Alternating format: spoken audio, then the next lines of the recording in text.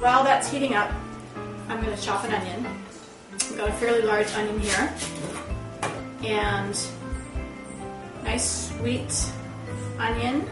I've left the ends intact together here so that it doesn't come apart while I'm trying to chop it. I'm going to do a nice fine dice on that. This is such a large onion that I really only need half of it. So we're going to put that other one aside. But just get a nice fine dice, like so.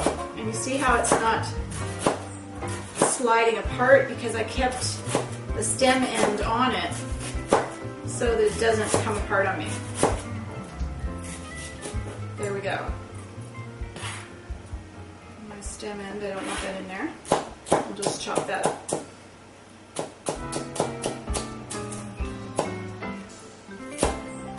So everything's kind of nice, finely diced, and that's all going to go in the pot with some olive oil.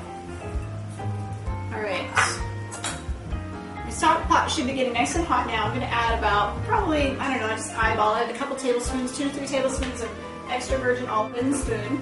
So just start getting that onion sizzling. You don't want to brown it, you want to just get it, you want to keep it nice and soft and transparent. Get it soft there. And to my onion, I'm going to add 2 teaspoons of salt. Always season your sauce really well right from the get-go, and I like to put my spices in right away when I'm sauteing the onion. And so we're going to do 2 teaspoons of salt.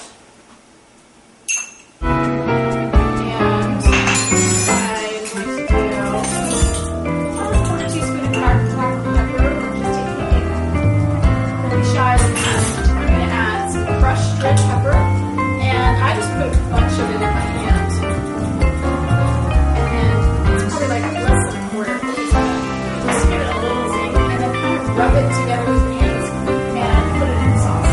There we go. Get that cooking up.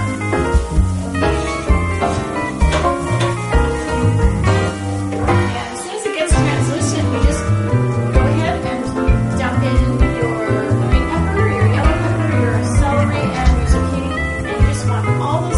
to start sweating together. One other thing I forgot to mention that you want to add, once your onion starts getting translucent, you want to add garlic for sure. Garlic is a natural antibiotic, it's a natural antifungal, it'll help keep you healthier and ward off colds. It's really, really true. Put garlic in as many things as you can. It's so good for you. What I do is I just take my garlic cloves, I got two nice big ones here, and I use a meat tenderizer to just smash them, and that helps me get the skin off really easy. Look at that, just came right off. Popped off.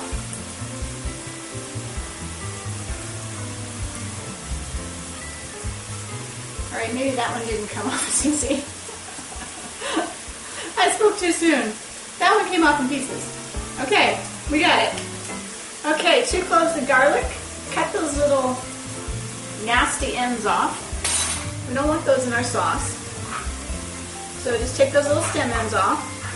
Now, if you want to keep an eye on that onion, don't burn it. Alright, it's getting nice and soft.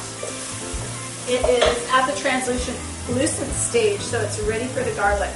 So what you can do is you can use a garlic press, which is one of these fancy gadgets, and you stick the garlic in there and just go whoop, and squeeze it right in.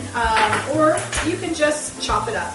So I'm just going to chop it kind of, finely chopped. You can put more garlic in this in if you like. I am a garlic lover, so I mean I could put 3 to 4 cloves of garlic in this, and that would be just fine with me. I know some people think, oh, garlic is stinky and it's going to smell my hands up and blah, blah, blah, and I'm going to smell of garlic. But once it's cooked into whatever you're making, you're not going to smell of garlic. And it's just, there's no comparison to this and garlic salt or garlic powder. Personally, I think those just don't measure up. So I am a lover of fresh garlic. And and I want my kids to have it in their diet as much as possible.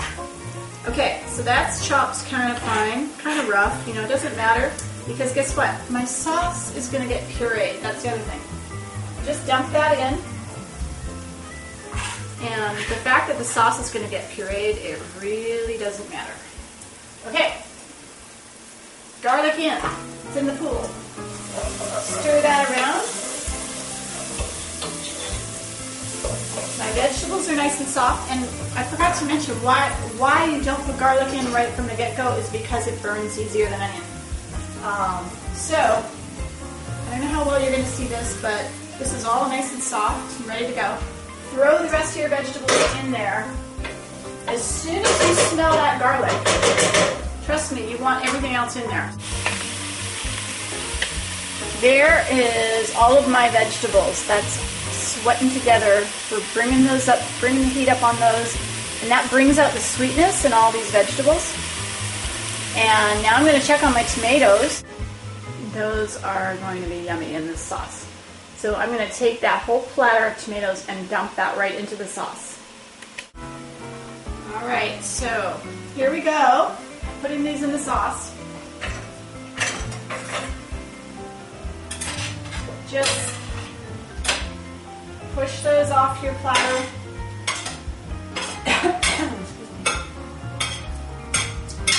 Yum. This is going to be so delicious. I'm going to stir those into the sauce. I'm going to supplement my sauce. Obviously, one platter of tomatoes is not going to give it enough tomato body.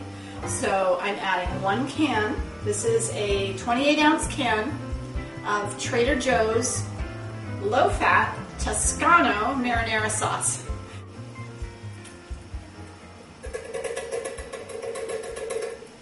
And I'm going to add chicken stock.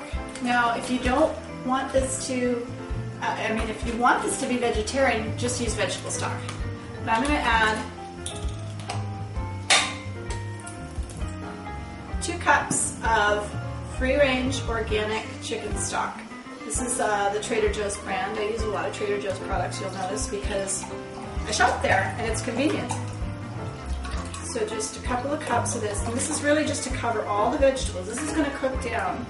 We're going to do this on a low heat, simmer this for a few hours. So I'm going to pour this in to my sauce. Voila. And I'm going to add all of this fresh parsley.